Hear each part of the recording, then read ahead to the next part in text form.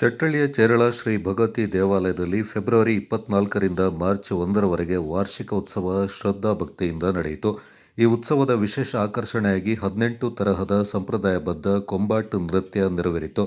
ದೇವಾಲಯಕ್ಕೆ ಸುಮಾರು 350 ವರ್ಷಗಳ ಇತಿಹಾಸವಿದ್ದು, ಹಿಂದಿನಿಂದಲೂ ದೈವಿಕ ಸಂಪ್ರದಾಯದಂತೆ ಪೂಜೆ, ಹಬ್ಬ ಹರಿದಿನಗಳು ಶ್ರದ್ಧಾ ಭಕ್ತಿಯಿಂದ ನೆರವೇರುತ್ತಾ ಬಂದಿವೆ.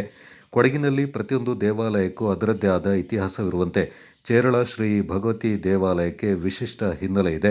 ಉತ್ಸವದ ಅಂಗವಾಗಿ ಫೆಬ್ರವರಿ 25ರಂದು ದೇವರ ಬಳಕ ಮರವೊಂದ ದೇವಾಲಯದ ಮುಂದೆ ಸ್ಥಾಪನೆ ಮಾಡಿ ಹಬ್ಬ ಕಟ್ಟು ಬೀಳಲಾಯಿತು.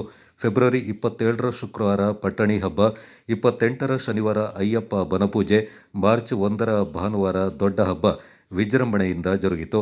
ಮಾರ್ಚ್ 1ರಂದು ಬೆಳಗ್ಗೆಯಿಂದಲೇ ದೇವಾಲಯದಲ್ಲಿ ವಿಶೇಷ ಪೂಜೆಗಳು ನೆರವೇರಿದವು.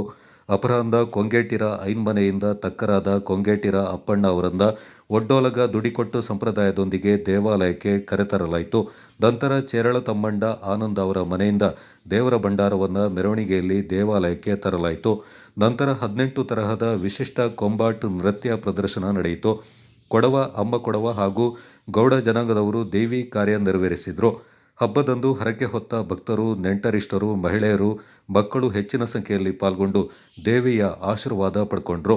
ಬಳಿಕ ದೇವರ ಪ್ರಸಾದ ಅನ್ನ ಸಂತರ್ಪಣೆ ನೆರವೇರಿತು.